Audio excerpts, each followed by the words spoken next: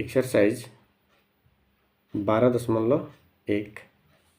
पहला प्रश्न है, दो वृत्तों की त्रिज्याएं क्रमशः 19 cm और 9 cm है। उस वृत्त की त्रिज्या ज्ञात कीजिए जिसकी परिधि इन दोनों वृत्तों की परिधियों के योग के बराबर है।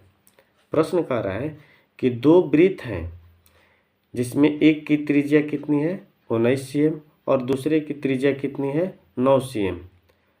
कह रहा है कि एक और भी वृत्त है जिसकी त्रिज्या ज्ञात करनी है और उस अलग जो वृत्त है, तीसरी वृत्त है, उसकी जो परिधि है इन दोनों वृत्त के परिधि के योग के बराबर है। ठीक है, इस पे हम चर्चा करते हैं, देखते हैं, बनाते हैं, हल करते हैं क्या चीज़ होता है।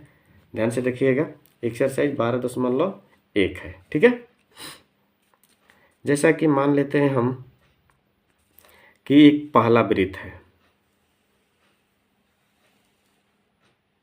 ठीक है, इसकी त्रिज्या कितना दिया हुआ है 19 cm।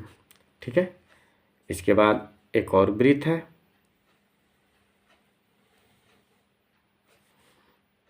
इसकी त्रिज्या कितना दिया हुआ है 9 cm। अब एक और वृत्त है, हो सकता है इसका जब योगफल है तो निश्चित रूप से इससे बड़ा होगा, तो हमने क्या किया कि एक बड़ा ही वृत्त खींच लिया। कह रहा है कि इसकी त्रिज्या ज्ञात करनी है आपको, मान लेते हैं बड़ी आर। ठीक है, पहले ही मान लेते हैं।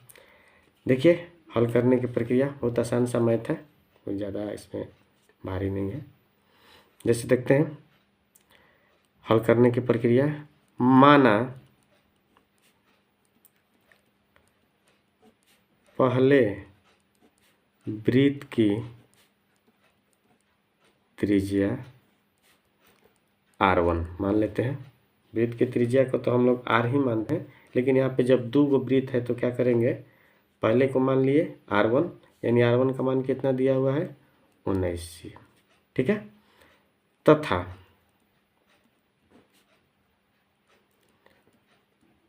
दूसरे वृत्त की त्रिज्या r2 बराबर कितना मान लिए 9 cm। ठीक है, एक और वृत्त है जो बड़ा वृत्त है, इसको भी मान लेते हैं। माना, अगेन लिख दिए, बड़े वृत्त की त्रिज्या r, जिसका हमें मान ज्ञात करना है।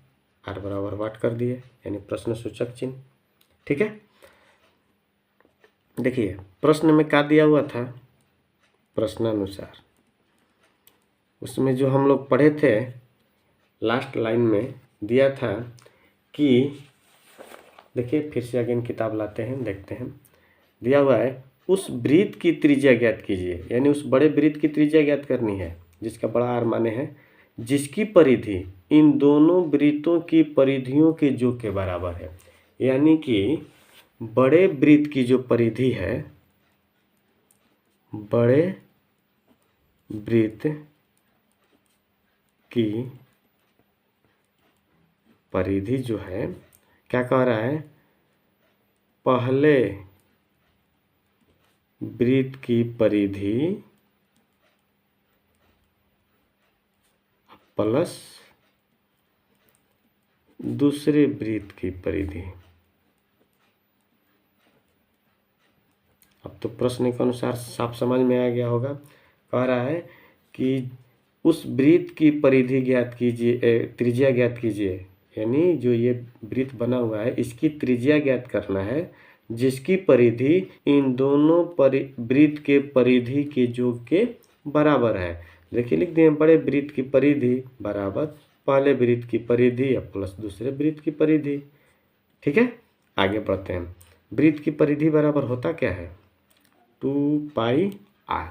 देखिए इसमें बड़ा वृत्त है तो इसके लिए r की जगह पर हम क्या रखें, बड़की r रखे हैं। पहले वृत्त की परिधि, पहले वृत्त की परिधि यानी कि उसका भी होगा 2πr होता है, तो इसमें r तो नहीं माने हैं, क्या माने हैं r1 माने हैं, प्लस है तो प्लस लिख दिए। दूसरे वृत्त की परिधि, उसका भी सूत्र वही होता है 2πr, इसमें r आर नहीं रखेंगे, क्या रखेंगे, R2 रखेंगे, क्योंकि दूसरे वृत्त की परिधि त्रिज्या जो है R2 है। ठीक है, अब जरा देखा जाए 2πr बराबर, देखिए तो जरा दोनों में 2π या 2π कॉमन है, बाहर निकाल देते हैं, क्या बच गया, R1 प्लस R2। ठीक है, ये 2π इधर गुणा है ना जी, इधर आएगा तो भाग में आएगा, भाग में आए तो इधर कटेगा। देखिए इस तरह भी कटा सकते हैं, 2 से 2 कट गया, पाई से पाई कट गया। R बराबर क्या बच गया है, इधर R1 प्लस R2। बड़ा आसान सा हल हो गया ना।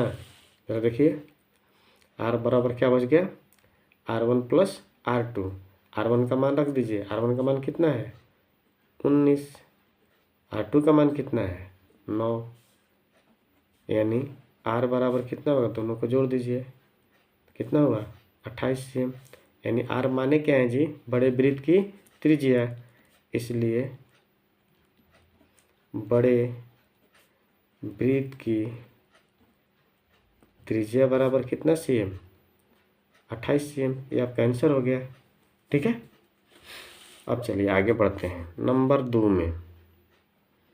दूसरा प्रश्न आपका क्या कह रहा है, किताब को लाते हैं, देखा जाए। दो वृत्त की त्रिज्याएं 8 cm और 6 cm है। ठीक है, उस वृत्त की त्रिज्या ज्ञात कीजिए जिसका क्षेत्रफल इन दोनों वृत्तों के क्षेत्रफलों के योग के बराबर है। बात तो वही है जो पहले वाले प्रश्न में था कि परिधि के योग के बराबर है, इसमें कह रहा है कि क्षेत्रफल के योग के बराबर है। तो परिधि बराबर 2πr होता है, और इसमें क्या करेंगे, क्षेत्रफल बराबर क्या होता है, πr² होता है। बस उस रास्ते पर चलना है, बस आसानी से हल होगा जो पहले वाला मैथ बना है। देखिए ज़रा देखते हैं, इसको भी हल करके देख लिया जाए। जैसे दूसरा प्रश्न है, एक वृत्त बनाते हैं। ठीक है,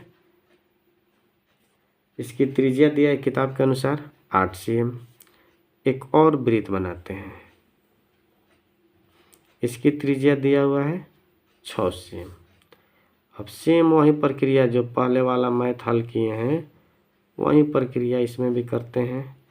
और एक बड़ा वृत्त है जिसकी त्रिज्या का मान r मान लेते हैं। ठीक है, लिखेंगे यहाँ पे, चूँकि माना पहले वृत्त की त्रिज्या R1 बराबर 8 cm तथा दूसरे वृत्त की त्रिज्या R2 बराबर 6 cm। बड़ा वृत्त है तो बड़े वृत्त की त्रिज्या बराबर R मान लेते हैं, और यही हमें ज्ञात करना है। ठीक है, सेम वही प्रक्रिया पहले वाला जो मैथ हल किए हैं उसी प्रकार से लिखेंगे प्रश्नानुसार। प्रश्न के अनुसार उसमें था परिधि और इसमें क्या है, क्षेत्रफल है, तो लिखेंगे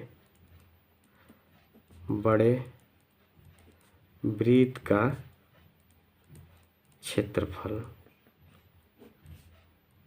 ये किसके बराबर है जी, तो पहले वाले वृत्त का क्षेत्रफल, पहले वृत्त का क्षेत्रफल जोड़